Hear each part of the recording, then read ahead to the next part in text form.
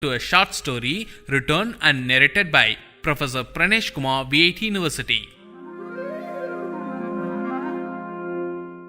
Title of the story: The Changes of Time. Time, the fastest and cruelest magician, did not spare her. I gazed at her for a long time. Mashing betel leaf, preparing pan, she did not notice me. With great seriousness and much care, she opened a small box lying beside her. From it, she took a polythene bag and carefully unwinded it, took out a pinch of tobacco, and crushed it along with other ingredients. 70% of her hair has lost its color. My curiosity about her grew more and more. As I sat there, inhaling the fresh smell of pan, I must talk to her, I said to myself. I got up and found a suitable place beside her. She smiled at me with her toothless gums, while her hands were busy rearranging the contents in the pan box.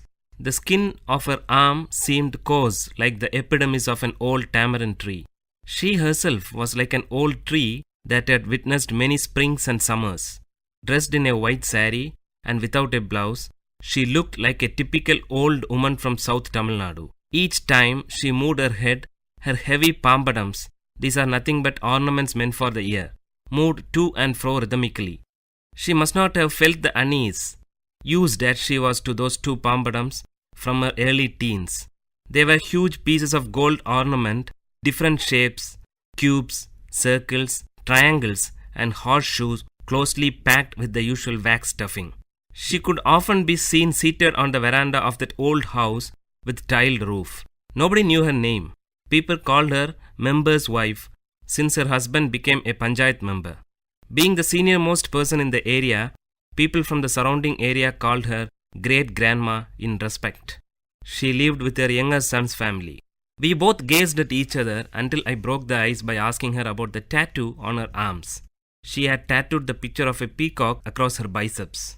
The peacock had lost its vigor as the skin that supported it has withered. For a fraction of a second flashed across my mind the modern tattoos that movie artists and DJs have on them.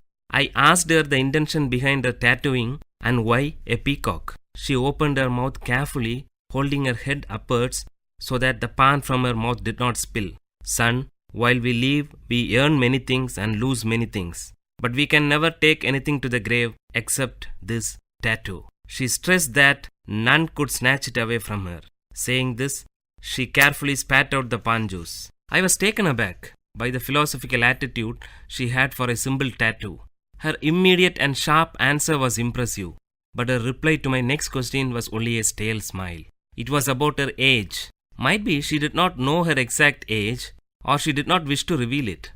I don't know for sure. I did not question her anymore, but she started talking. She murmured the names of Tamil months: Thai, Margari, Pankini, Chittirai. It will rain today, she said to herself. She must have observed the casual smile and expression on my face. She continued, I am sure it usually rains on the final day of Mandakiyat festival. It's a local temple festival of South Kanyakumari. But only if the deity is pleased. She seemed to have memorized the dates of local festivals and the names of local deities. Soon she was interrupted by her daughter-in-law approaching her with a tumbler of tea. Placing the tea beside her mother-in-law, she disappeared into the house. Spitting out the remaining pan from her mouth, the great-grandma stared into the tea for a while. With a deep sigh, she lowered her voice to speak again. Today's women are indolent. They don't know the pleasure of working. They enjoy only staring at the television for hours together. When we were young, we never had the time to stare at anything. We took great pleasure in working for the family. During harvest season, my husband and I used to join the workers to make things easy. He worked hard till his end. There was a great pause. We used to work in full swing throughout the season. During the tamarind season, I buried myself in hectic work.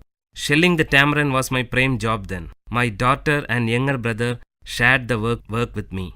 We used to divide the heap of tamarind among ourselves and were confined to labor even till after midnight until our share of work was totally completed. Piercing out the seed from the ripe tamarind was the next task.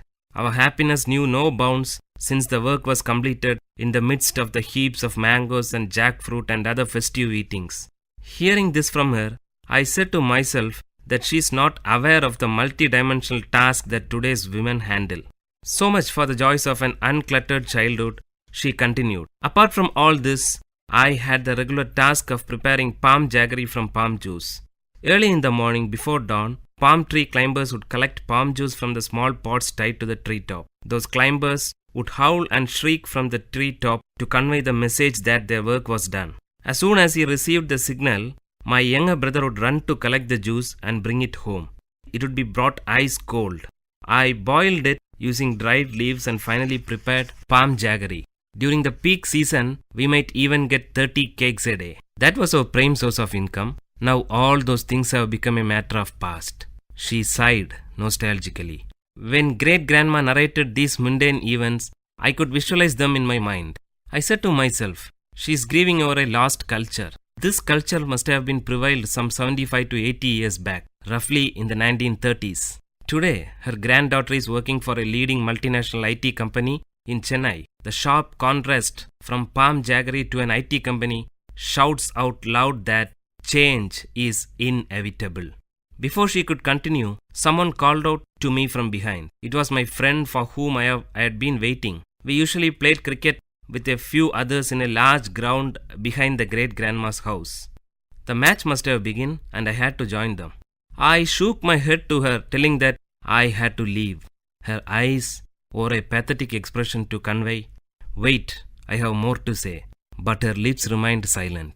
I left her to join my friends, and from a far distance, I turned back to get a glimpse of her. I could hardly see her. She sat there sipping her tea. By that time, it must have gone cold. Currents of thought about the giant running wheel called time and the disability and helplessness of man or any other mighty power to stop or alter it flashed over my inner mind.